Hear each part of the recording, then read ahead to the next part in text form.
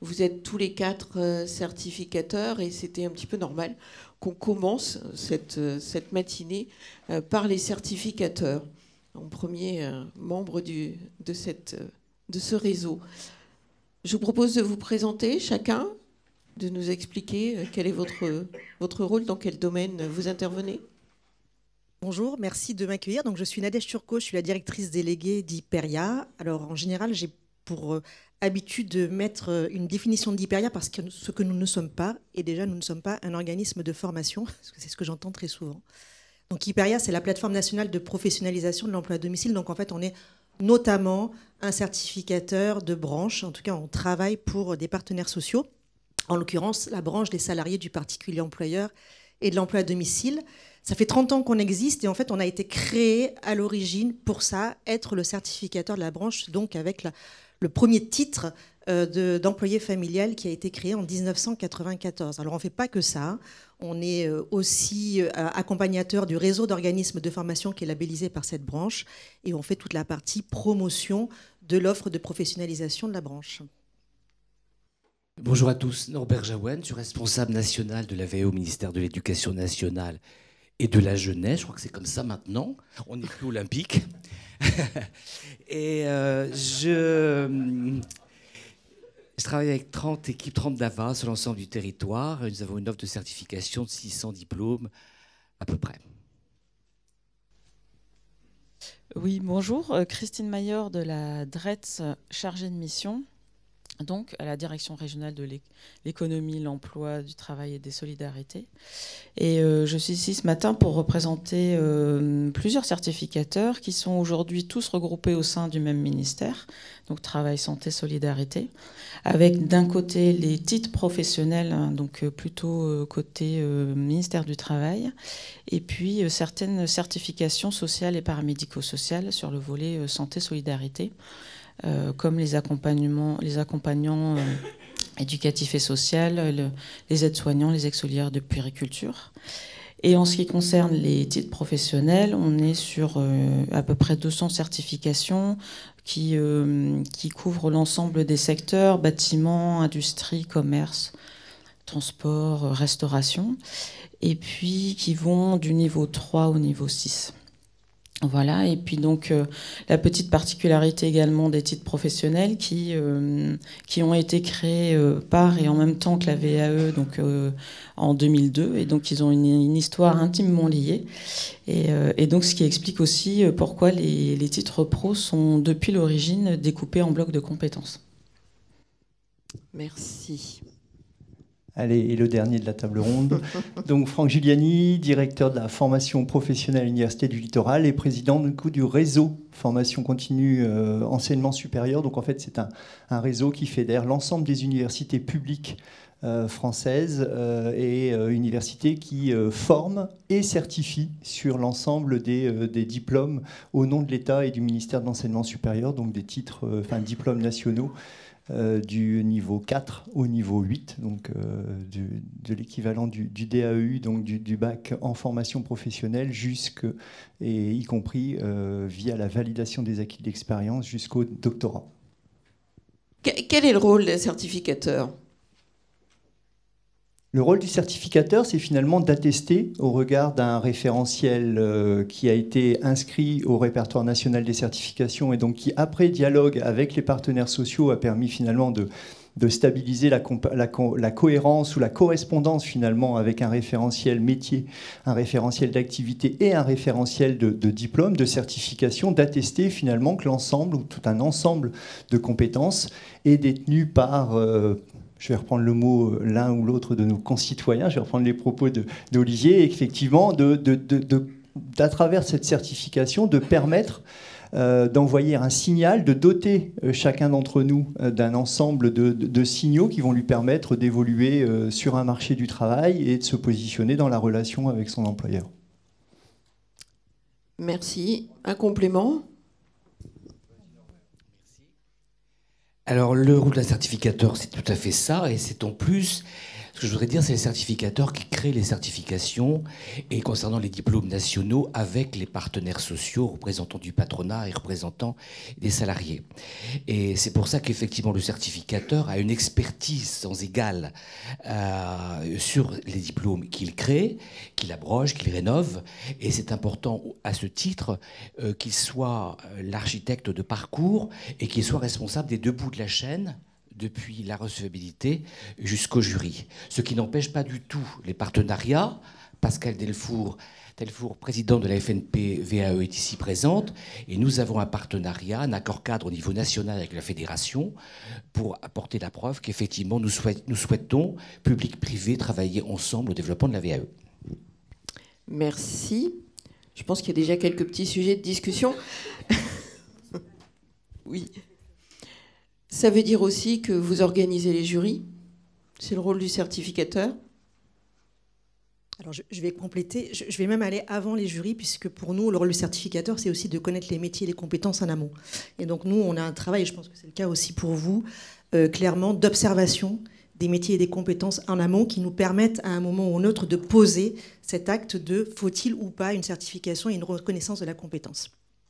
Et après, effectivement, l'organisation, oui, des jurys, la délivrance des, alors parchemins chez nous, diplômes chez vous, parce qu'on n'a pas le droit de dire exactement la même chose, mais on va dire pour que tout le monde comprenne, des diplômes. Et donc l'animation, pour ce qui nous concerne, mais je pense que c'est le cas de tout le monde, d'un réseau de membres de jury professionnels, puisqu'on est sur des certifications professionnelles pour notre cas, donc à la fois des représentants d'employeurs et des représentants de salariés. Et aujourd'hui même, voilà, je ne pouvais pas me couper en deux, j'ai dû faire un choix, mais à Paris, dans nos locaux, on a une centaine de membres de jury qui sont réunis pour notre journée nationale des membres de jury. Donc, comme quoi, les temps se rejoignent parfois. Merci d'avoir choisi de venir avec nous. Christine, peut-être oui, sur les jurys, au niveau, on a aussi une spécificité donc, sur les titres professionnels, parce qu'effectivement, nous, on parle plutôt de sessions d'examen. On a donc ces spécificités, en plus de l'entretien avec le jury, de pouvoir mettre en situation professionnelle le candidat, et ce qui lui permet du coup de valoriser, de démontrer qu'il a bien les gestes professionnels correspondant à la certification visée. Voilà, donc c'est effectivement une petite particularité chez nous. Et concernant mon collègue donc des formations sociales et paramédico-sociales qui s'excuse parce qu'il ne pouvait pas être présent aujourd'hui, lui effectivement donc les jurys sont organisés effectivement par des professionnels de la même manière que sur les titres pro, et donc on en profite aussi pour faire un petit appel éventuellement, voilà, puisque pour pouvoir avoir un nombre de candidats et voilà, davantage pour arriver à nos 100 000 VAE, il nous faut donc avoir un nombre de sessions plus importantes et donc de fait un nombre de jurys plus important. Et donc, c'est vrai qu'il faut qu'on puisse aussi faire cette promotion, que vous puissiez nous accompagner là-dessus aussi, auprès des employeurs, de faire la promotion de ces jurys, parce que sans jury, on ne peut pas valider les diplômes. Merci. Je pense qu'on aura l'occasion de reparler de cette question. On a une présentation de cette nouvelle VAE, nouvelle formule. Vous y voyez des opportunités, je n'en doute pas. Qu'est-ce que ça représente pour vous en tant que certificateur ? Alors, cette réforme, nous l'appelons de nos voeux, et donc nous avons des forces de proposition. Pourquoi ça répondait dans le plan de développement national de la VAE d'éducation nationale, nous avons 3 cibles, en particulier plus les autres, évidemment, salariés, demandeurs d'emploi, indépendants, les personnes en situation de handicap en ESAT ou hors ESAT, les réfugiés.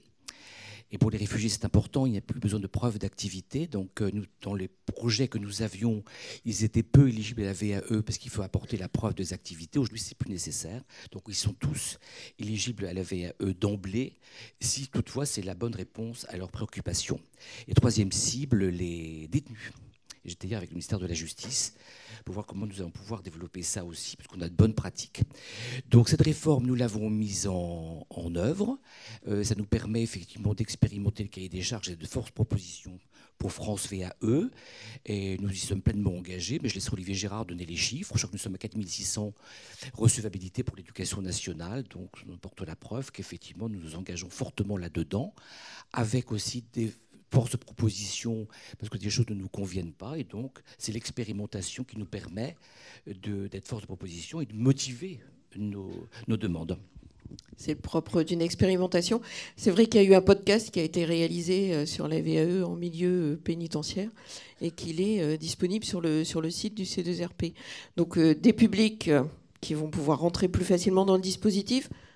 Madame Turcot, vous voyez d'autres avantages ? Alors nous, c'est vrai que j'entendais parler de la VAP tout à l'heure. Dans le secteur, la VAP, c'était déjà quelque chose qui était fortement porté par les partenaires sociaux. Et la VAE, d'une manière générale, c'était très fortement porté par les partenaires sociaux. Ce qui fait que lorsque Olivier est venu nous parler de ce fameux REVA 1, puis REVA 2, et puis aujourd'hui la réforme, on a évidemment très rapidement dit oui pour participer aux expérimentations, parce que c'est vrai que pour nous, dans le secteur, au regard des publics que l'on suit, on est sur des personnes infra 3 qui n'ont jamais eu de diplôme et qui travaillent depuis très longtemps finalement dans le secteur pour certaines et qui ont de l'expérience à valoriser. C'est quelque chose qui était un dispositif en tout cas qui était déjà fortement posé. Alors fortement posé pourquoi ? Parce que on a innové en fait au fil des temps sur la VAE, et typiquement des choses qui existent aujourd'hui avec France VAE, avec le GIP qui arrive, nous on le faisait déjà. Alors on parle de complément formatif. Alors complément formatif en plus de la VAE par exemple, nous la branche prenait déjà en charge 80 heures de formation additionnelle pour les personnes qui faisaient de la VAE et qui potentiellement n'arrivaient pas à valider leur certification et sur les fonds du plan de développement des compétences. De la même manière, on avait des dossiers de recevabilité qui étaient extrêmement contraints. Alors nous, 6 mois, 10 mois, 20 mois, on ne connaissait pas. Hein. On était à 15 jours à rappeler les personnes après une demande de dossier de recevabilité auprès du certificateur. Et si les personnes ne répondaient pas, on les rappelait jusqu'à comprendre pourquoi en fait, elles ne rentraient pas dans le dispositif alors qu'elles avaient fait un acte d'intérêt pour ce dispositif. Donc nous, ce n'est pas tant finalement de se dire qu'on va aller plus vite et peut-être mieux. Alors on peut toujours aller mieux, évidemment. On n'était pas trop mal. Par contre, ce qui est intéressant en fait dans cette réforme, c'est la mise en visibilité du dispositif. Parce que si on était intimement persuadé de la force de la validation des acquis de l'expérience, force est de constater qu'on avait peu de candidats malgré tout. Et donc là, c'est vrai que pour nous, se dire que l'on met en avant le dispositif, ça donne un effet booster. D'ailleurs, on a prévu cette année de doubler le nombre de certifiés dans le secteur, donc ça, c'est plutôt une bonne chose. Puis on ne va pas se mentir, je vais le dire, mais l'argent, c'est le nerf de la guerre. On est fortement content aussi que l'État contribue finalement à ce dispositif aux côtés des partenaires sociaux. Merci. Donc potentiellement plus de candidats. Nécessairement plus de candidats, effectivement. Alors, l'enseignement sup n'était pas forcément dans la cible première. Effectivement, on voit bien que ce sont plutôt les niveaux infra 4 qui étaient publics prioritaires. Mais de fait, l'enseignement supérieur est entré dans la démarche, avec aujourd'hui des résultats qui sont plutôt encourageants. On évoquait tout à l'heure, et je voyais en Hauts-de-France, 12% du nombre de dossiers. Et effectivement, c'est à peu près ce même pourcentage que l'on retrouve côté enseignement supérieur, où un peu plus de 10% des dossiers traités dans l'enseignement supérieur sont issus de la région des Hauts-de-France. Donc on voit bien aussi cet engouement quelque part, ou cette réponse quelque part à un besoin de certification sur le poste niveau 4. Monsieur Drolet l'évoquait tout à l'heure, je pense nous sommes sur un territoire qui est en phase de réindustrialisation, dans des grandes transformations, dans des grandes transitions, et l'usage que l'on va pouvoir faire aujourd'hui de cet outil de la VAE en tant qu'outil quelque part de la reconnaissance, de la certification et quelque part de gestion de la sécurisation de ces transitions professionnelles pour tout à chacun est essentiel. Et effectivement, que nous puissions nous engager dans cette démarche est intéressant. La mise en visibilité, indéniablement, amène aujourd'hui à une prise de conscience de l'usage que l'on peut faire de cet outil VAE. Simplification, on y reviendra tout à l'heure, mais effectivement, une plateforme nationale, une sécurisation de la prise en charge financière pour une partie. Par contre, peut-être que il me semble qu'effectivement, là où il va falloir que nous réussissions à jouer collectif, c'est effectivement, et parce que c'était un élément qui était rédhibitoire pour certains des candidats, qui était effectivement cette question de la recherche, de financement, de sécurisation qui prenait énormément de temps, qui s'apparentait quand même à un parcours du combattant. Il sera important que, au-delà je dirais de la petite enveloppe disponible dans le cadre de l'accompagnement, que le besoin éventuellement de formation complémentaire plus lourde n'appelle pas de nouveau ce parcours du combattant et qui pourrait de nouveau dissuader quelque part. Donc quand je dis jouons collectif, c'est effectivement que nous réussissions avec l'État, avec la région, à sécuriser, avec les OPCO, que nous réussissions pour tous les publics finalement à créer les conditions d'un écosystème de solvabilisation du dispositif et dans l'ensemble de l'accompagnement qui permettent effectivement de conduire à la certification finale et pas simplement, même si cela sera un passage intéressant, à des éléments constitutifs de ces certifications. Merci. Donc une sécurisation, mais on aura l'occasion d'en rediscuter, je pense, dans les autres tables rondes ici. Christine? Peut-être terminer sur la sécurisation, effectivement, via le parcours. On l'a dit tout à l'heure en introduction, l'importance des parcours sans couture, en fait, c'est effectivement quelque chose qu'on essaie de mettre de plus en plus dans nos dispositifs. Et ce dispositif a été créé de cette manière-là, avec une prise en charge dès le démarrage et jusqu'à un entretien post-jury qui permet aussi d'accompagner le candidat lors d'échecs ou de réussites partielles. Merci. On peut viser un bloc de compétences, pas forcément le diplôme complet. Comment ça se passe et comment... Alors, vous avez déjà un petit peu discuté du sujet parce que ça veut dire qu'il y a peut-être des formations complémentaires à faire. Et voilà. Mais est-ce que c'est utilisé? Est-ce que c'est connu d'après vous? Et quel avenir pour ça? Alors, je vais peut-être commencer parce qu'on a une petite expérience sur le sujet, puisque en fait, on a aussi été dans l'expérimentation de la DGEFP sur les blocs de compétences et la VAE, donc juste avant REVA. Donc, pour dire aussi que réellement, la VAE, c'est un gros sujet pour nous. Et puis, une fois qu'est arrivée, évidemment, toute cette réflexion autour de la réforme globale, on a abandonné et on est rentré dans le nouveau dispositif. Pour nous, très clairement, le secteur réfléchit en termes de parcours et d'accompagnement de parcours des personnes. À partir du moment où on réfléchit comme ça, on s'était posé la question en disant la VAE par bloc peut avoir cet effet de bord positif, c'est-à-dire qu'on amène petit à petit les personnes, mais surtout on ne les oublie pas en cours de route et on continue à les accompagner et à leur permettre, in fine, d'arriver à la certification. In fine, d'arriver à la certification. On est certificateur avant tout et nous, la force du titre, elle est importante pour nous. Donc le fait d'être allé dans le bloc, ça ne veut pas dire qu'on en oublie le titre, au contraire. Et puis en plus, je fais une toute petite alerte, si on se dit que demain, il n'y a plus que des blocs de compétences, pourquoi faut-il un RNCP? Parce que finalement, comment on justifie l'intérêt d'un titre? Donc, le fait d'aller dans le bloc, pour nous, c'était vraiment ça, c'était de se dire comment on va accompagner pas à pas des personnes qui ont peut-être des difficultés pour valoriser l'intégralité de leur parcours sur une certification globale, mais peuvent, à un moment, montrer qu'ils ont une expérience professionnelle et la valoriser auprès d'un employeur, d'un particulier employeur. Alors on était dans un monde un peu de bisounours, je dois dire, parce qu'on s'est confronté finalement à des personnes qui nous regardaient en mode mais qu'est-ce que c'est qu'un bloc de compétences? Et en fait ça ne nous intéresse pas vraiment, un bloc de compétences, parce que nous on veut un diplôme, on veut un titre, on connaît le titre, mais le bloc c'est même pas une certification. Donc il a fallu qu'on fasse beaucoup de pédagogie. Il faut encore aujourd'hui que l'on fasse beaucoup de pédagogie sur le fait que le bloc est une certification, que ça n'est pas le diplôme en entier, et la manière dont on va après potentiellement les accompagner à avoir cette certification. Donc on continue à y croire. Le fait aujourd'hui qu'avec France VAE, on puisse avoir ces actes formatifs complémentaires, qu'on puisse avoir les blocs, nous ça nous permet de dire mais en fait il y a un futur aussi pour les certifier, et ce futur, c'est la certification, et on les accompagnera. Mais ça, je reviens sur ce qui a été dit juste avant, ça veut dire qu'il va falloir les accompagner. Ça veut dire que finalement, il va falloir qu'on continue à s'engager à leur côté, et que la VAE non finalisée sur une certification complète, sur un diplôme complet, ne peut pas s'arrêter. Donc, il faut de l'engagement, et de l'engagement, bon, pour nous, des certificateurs, en tout cas, pour que les personnes arrivent ensuite à valoriser le reste de leurs expériences. Je voulais juste te dire une petite chose avant de finir là-dessus aussi. Je ne l'ai pas dit juste avant, mais je rebondis aussi sur le fait que ça ne se suffit pas, en fait, finalement, France VAE, parce qu'il faut des engagements. Il faut des engagements parce qu'il faut donner aux gens envie de venir. Et nous, typiquement, dans le secteur, Les partenaires sociaux ont fait le choix que pour les salariés, lorsqu'ils sont dans une démarche VAE aujourd'hui prise en charge par France VAE, les salaires et les frais de vie sont pris en charge par la branche. Parce que c'est du temps aussi de ces personnes et c'est du temps pendant leur temps de travail potentiel. Et donc, très clairement, la branche a souhaité aussi mettre au pot. Mais ça veut dire que finalement, elle a aussi souhaité mettre au pot. Donc oui, je suis d'accord, ça ne suffit pas. Et par contre, c'est une synergie commune qu'il faut mener. D'accord. Je pense que vous vouliez réagir. Je suis d'accord avec vous complètement.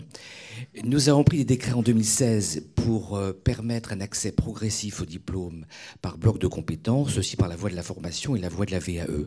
Nous n'avons pas de demande sociale de bloc de compétences, mais c'est une modalité qui est intéressante et que nous préconisons. Je vais donner un exemple. On peut conseiller à un candidat de viser d'emblée dans son intégralité à un bac professionnel de telle spécialité et de viser aussi en même temps, dans une logique progressive, 3 unités d'un BTS. Et là, effectivement, c'est le certificateur qui le propose, un candidat qui voudrait un BTS. On pense que c'est un peu fragile au niveau des responsabilités qu'il a, qu'il relève plutôt d'un bac pro, mais on peut proposer 3 unités d'un BTS en plus. Et donc, c'est vraiment, pas une fin en soi, une modalité intéressante. Des choses à ajouter? Donc une vraie opportunité, en fait, à faire connaître et à diffuser. Vous l'avez déjà un peu fait, mais tout n'est pas rose, tout n'est pas encore complètement ficelé. Vous avez des points d'interrogation, des points de vigilance par rapport à cette nouvelle VAE. Vous en avez déjà émis certains, mais... Un qui démarre. C'est là où ça va devenir amusant. Olivier note. Non, mais en tout cas, côté certificateur, il nous semble, à l'expérience, puisque effectivement, aujourd'hui, on commence à avoir un peu de recul, que la question de... Alors, on l'a évoqué tout à l'heure, hein, la réforme, la création d'une plateforme unique qui permette effectivement d'être un lieu clé d'entrée, accompagnement, sécurisation d'un parcours. Sur tous ces éléments-là, il n'y a que du positif. Attention cependant, et là c'est vraiment une alerte, Norbert l'a évoqué tout à l'heure, mais je pense qu'aujourd'hui il y a une forme d'unanimité du côté des certificateurs, et je prends tout de suite une petite parenthèse. On n'est pas là pour défendre à un moment donné un périmètre d'intervention, mais c'est bien une réflexion que nous avons eu l'occasion de partager dans l'intérêt finalement des candidats qui s'engagent dans une démarche de VAE et la sécurisation de cette démarche. Le rôle du certificateur dans l'orientation initiale, dans le choix de la certification est essentiel.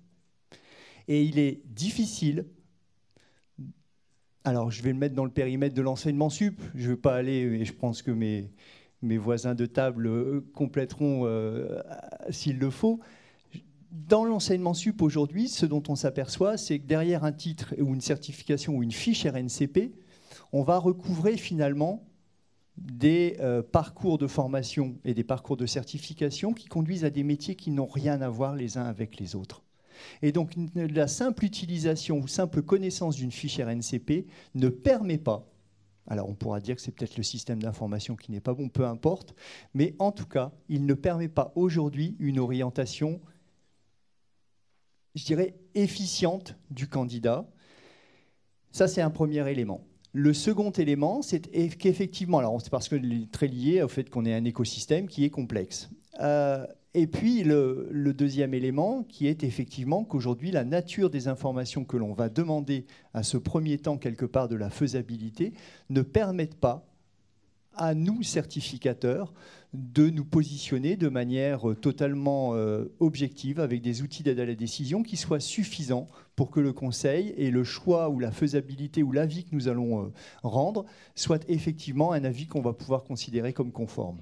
Et donc, ce qui nécessite aujourd'hui qu'en dehors, quelque part, des premiers temps de cette recevabilité, et même si les taux de transformation qu'évoquait Olivier sont probablement, je ne remets pas en cause hein, du tout les chiffres qui sont énoncés, mais en tout cas, il ne faut pas masquer qu'avant que d'arriver finalement à ces taux de recevabilité qui sont de l'ordre de 25% aujourd'hui hein, sur les titres de l'enseignement sup, il y a un travail qui est énorme d'aller-retour entre le certificateur et l'AAP, puisqu'il y a une intermédiation opérée par l'AAP, des allers-retours qui sont très conséquents pour finalement continuer à nourrir, enrichir et avoir un dossier qui nous semble être un dossier qui va permettre à un moment donné à un expert pédagogique de poser un avis sur la recevabilité de la candidature. Et donc on minore complètement, et je pense qu'il ne faut surtout pas minorer ce temps qui, alors derrière il y a effectivement du temps homme, du temps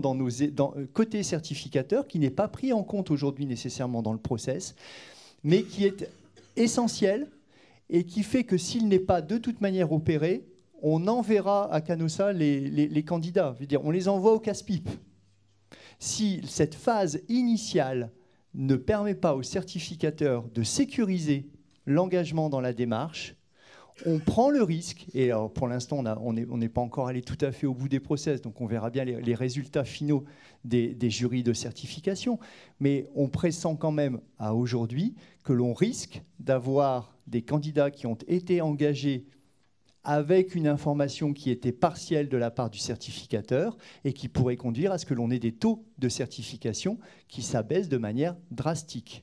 Et là, on sera totalement, je dirais, orthogonal à l'esprit de la loi, à ce que nous, partenaires ou partie prenante à un moment donné de cette mise en œuvre de la VAE, souhaitons, c'est-à-dire de permettre à ce que la démarche de validation des acquis soit une démarche valorisante pour le candidat et sécurisante dans sa transition, dans sa trajectoire professionnelle.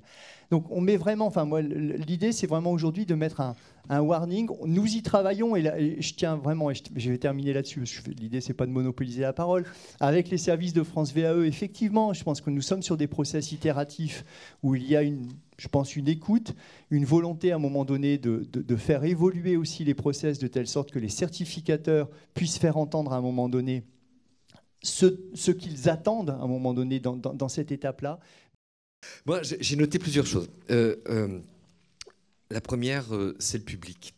Ce qui est important, c'est l'égalité des droits, le financement unique que porte le service public pour nos concitoyens, c'est-à-dire qu'on soit demandeur d'emploi de telle région, d'une branche, qu'on soit salarié, qu'on soit bénévole. Le financement du parcours est assuré. On ne crée pas tous les jours un service public et c'est quand même important de le souligner. Surtout dans la période actuelle de disette budgétaire, c'est quand même très courageux de la part du ministère du Travail de créer un service public. Ce qui veut dire que ça ne, et on en parlera peut-être tout à l'heure sur les financements, ça ne nuit pas à la politique d'abondement que vont pouvoir porter les branches professionnelles, les conseils régionaux sur des territoires, bien évidemment, les conseils régionaux, les OPCO, les branches et tous les porteurs de projets collectifs. On pourra peut-être en parler ce matin. Et ça, c'est pour moi important. Deuxième point important, c'est Nadège qui l'a souligné, c'est la mise en place de la VAE, le repositionnement de la VAE dans le dialogue social interne de l'entreprise et des champs conventionnels. Ça veut dire que la VAE n'est plus que l'outil de l'individu, mais peut-être un outil de la codécision entre l'employeur et son salarié, entre une branche professionnelle pour ses salariés. C'est-à-dire que la VAE devient un outil de parcours, de transition professionnelle aussi. Et donc moi, je suis très fier et très content que la branche des partenaires sociaux du salarié du Parti employeur est déjà avancé avec leur conventionnel sur une politique d'abondement de maintien de salaire pendant le temps de travail.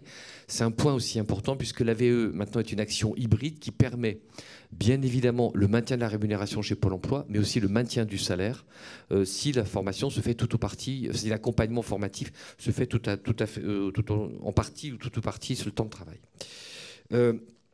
Bien évidemment, la VAE n'est pas une action de formation. Cette logique d'accompagnement de petits modules complémentaires nécessaires à la certification et pour la réussite de la certification sont vraiment des petits modules.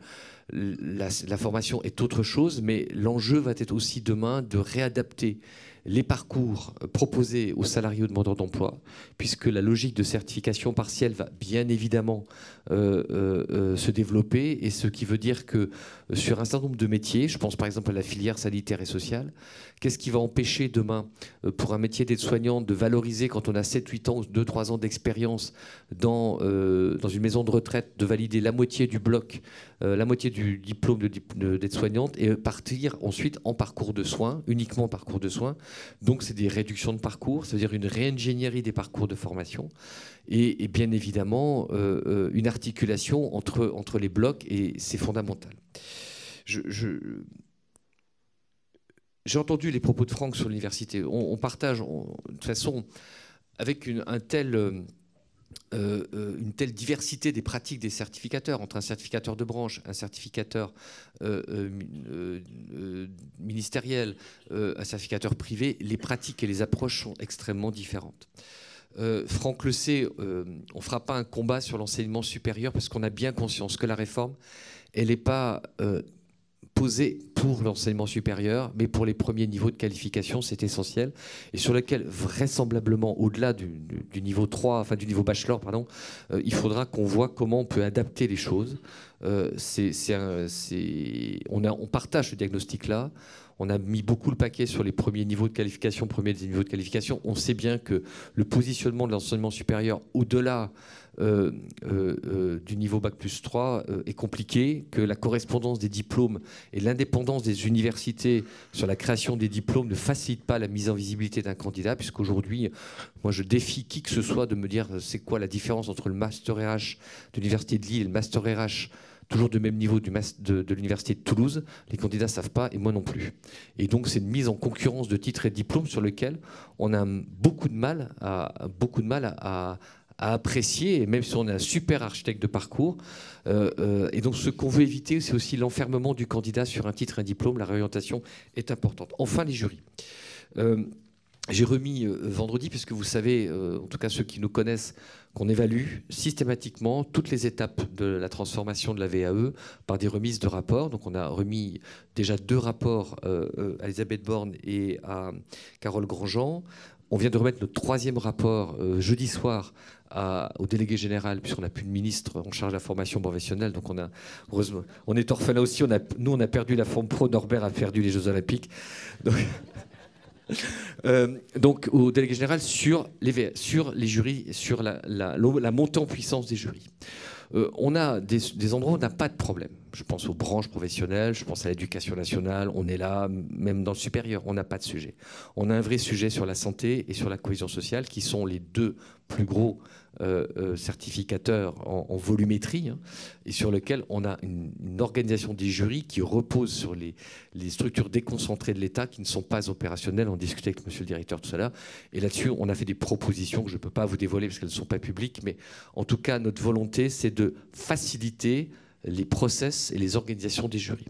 Donc il va y avoir un prochain décret simple qui va autoriser les certificateurs de revisiter leur nombre de jurys. Par exemple, pour être aide-soignante, c'était 5 membres de jury. On a des jurys à l'agriculture, il faut être 10. Un certain nombre de diplômes, je pense notamment au BTS, il faut absolument un enseignant-chercheur de mémoire. Est-ce que c'est utile d'avoir un enseignant-chercheur dans les BTS et donc de proposer à chacun des certificateurs de revisiter la composition de leur jury. L'idée, c'est de mobiliser moins, mais mieux. Et c'est une des raisons pour lesquelles nous avons fait le choix, en accord avec la Première ministre, de financer les jurys. L'idée, c'est de donner aux certificateurs les moyens de faire bien, de faire mieux et de faire plus. Et donc d'y mettre des moyens financiers. Si on fait 100 000 parcours dans 4 ans, les coûts d'intervention des jurys sera pour la charge de l'État de 35 millions d'euros. Ce n'est pas une petite paille, c'est des crédits en plus, et donc c'est un niveau d'exigence en plus que nous allons avoir sur l'organisation des jurys. Voilà ce que je voulais dire sur cette table ronde. Il y a d'autres sujets, mais je les réévoquerai plus tard.